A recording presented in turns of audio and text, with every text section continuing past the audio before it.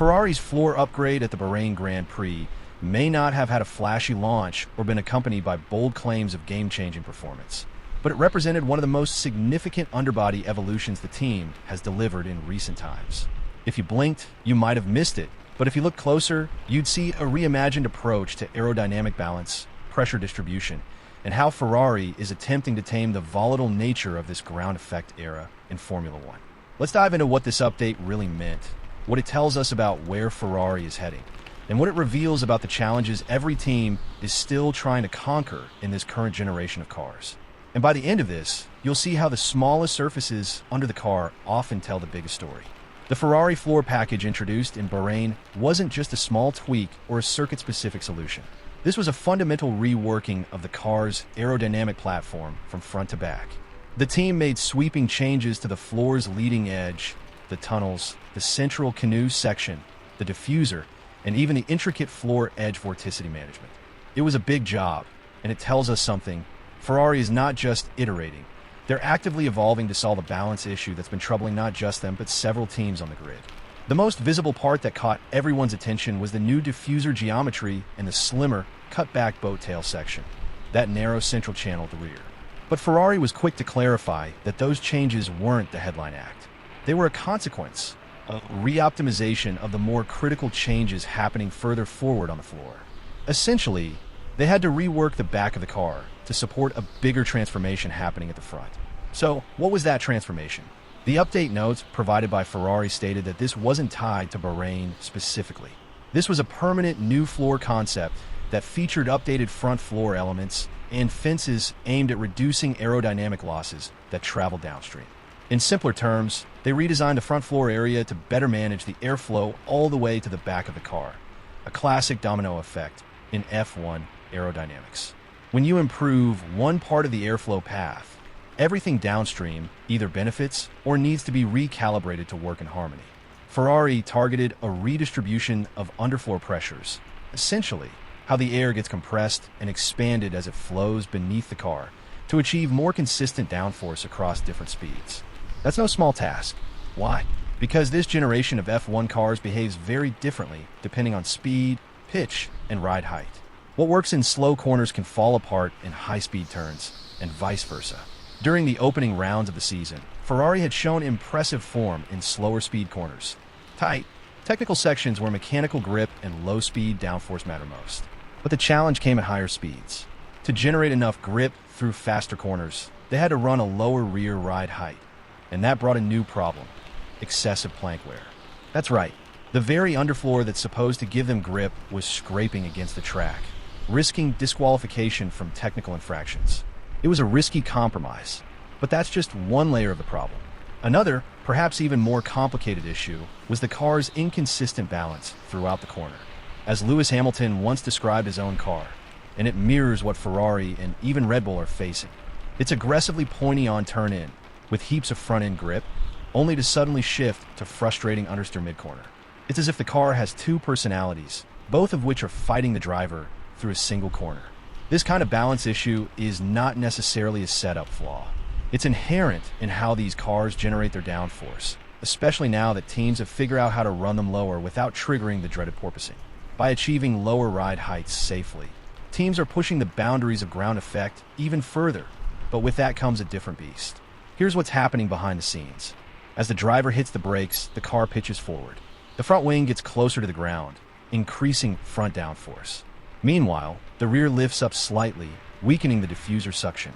This causes the aerodynamic center of pressure, the effective balance point of aero forces, to surge forward, making the car feel super sharp on turn-in. But then, as the car settles and enters the cornering phase, that pressure balance shifts rapidly rearward. That's when the understeer kicks in, as the front loses grip and the rear starts to do the heavy lifting. This sudden shift in aero balance is more severe than most simulations predict. Teams believe there's a sensitivity at these ultra-low ride heights where the airflow beneath the car, especially in the tunnels, becomes unstable. In technical terms, the floor might be stalling, which means the air detaches and stops generating consistent downforce. And when that happens mid-corner, the driver is left wrestling a car that doesn't want to behave. Ferrari's new floor is a direct response to this challenge.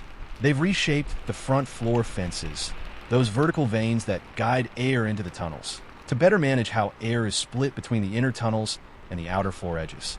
This, combined with a reprofiled floor edge cutout and new vortex generators, is designed to energize the airflow and delay or eliminate those stall points under braking and pitch changes. They've also introduced a wider channel under the side pod between the floor edge and the undercut, which suggests they're trying to make the balance transitions less aggressive, smoothing out the shifts between braking, turn-in, and corner exit. The addition of a third vortex generator in the floor edge cutout is telling. These devices manipulate airflow in precise ways, and adding one more can help maintain energized flow to the rear of the car, especially under braking when the flow is most likely to stall. It's all about keeping the floor working in more of the cornering phases. And then there's the diffuser. Ferrari shortened the central canoe section, the spine of the floor, which opens up more room for the diffuser to expand and do its job at a wider range of ride heights. The wider tunnel exits reduce stall risk at higher rear ride heights. An enlarged triangular vortex generator near the boat tails suggests a push to keep air attached and moving, especially when the car is in low speed, high ride height conditions. This means Ferrari is trying to widen the window where the floor produces consistent downforce, not just at low ride height, but also when the car is in motion, braking, rolling, and pitching through corners. It's about giving the drivers a platform that doesn't surprise them halfway through a corner. But the Bahrain circuit isn't the ideal place to judge this floor's success. The track layout forces teams to run a setup that protects rear tires at all costs, often sacrificing front-end grip. That makes the cars naturally understeery and masks how effective a floor upgrade really is. Charles Leclerc even said it himself, "It's definitely helping here a little, but I think it will bring us more at other tracks." That tells us two things. One, Ferrari believes in the direction they're heading. Two, they know they haven't unlocked all of its potential just yet. So what do we learn from all this? We learn that floor upgrades are about more than just adding downforce. They're about managing transitions, controlling the car's behavior through pitch and roll, and creating a more stable aerodynamic platform that gives drivers confidence, not confusion. We also learned that even in this highly regulated era of Formula One, there's still room for creative aerodynamic expression. The floor, a part of the car no one ever sees, is one of the most powerful tools teams have to gain lap time, improve tire life, and stabilize balance. Ferrari's update wasn't just a tweak. It was a statement, a sign that they're not standing still, and that they understand the deeper physics and compromises of the current generation. While the team may still be trailing Red Bull in the standings, they're pushing boundaries and innovating where it matters. And here's the truth that so many overlook.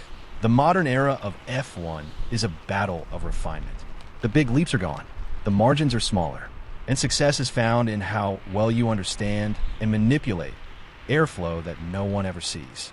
This floor update is part of a larger war Ferrari is fighting, not just against Red Bull or Mercedes or McLaren, but against the laws of physics themselves, against the compromises of low versus high speed, against the challenges of consistency versus peak performance. And for us, the fans who live and breathe Formula One, this is what makes the sport so compelling.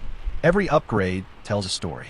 Every subtle change is a clue into a team's mindset, their problem-solving ability, and their commitment to chasing perfection in a sport where perfection doesn't really exist. Ferrari's Bahrain floor is just one chapter in this ongoing evolution. But if you're watching closely, it says a lot about where this team is heading, how the sport is evolving, and just how difficult it is to build a car that's fast, predictable, and legal all at once. Hello, McLaren faithfuls. Stand a chance of winning $1,000 by hitting that like button, drop a comment below, and subscribe so you never miss any McLaren and F1 updates with relaxing ASMR elements. McLaren Faithful's YouTube channel is now covered in English and multiple languages. Your support is what keeps this incredible community growing stronger every day. It costs you nothing to like and subscribe, but it helps the channel tremendously. Let's continue the conversation and share our passion for McLaren and F1 together. As a YouTube member, you can also discover my journey as a passionate creator navigating life with challenging disabilities. Despite the obstacles, I'm determined to follow my dreams and share my love for McLaren and F1 with the world. By becoming a YouTube member, you'll not only be supporting my dream, but you'll also gain access to exclusive content, including untold stories of legendary F1 drivers and much more. Your support can truly make a difference in my life, helping me continue to do what I love. Join McLaren Faithful's membership below and enjoy.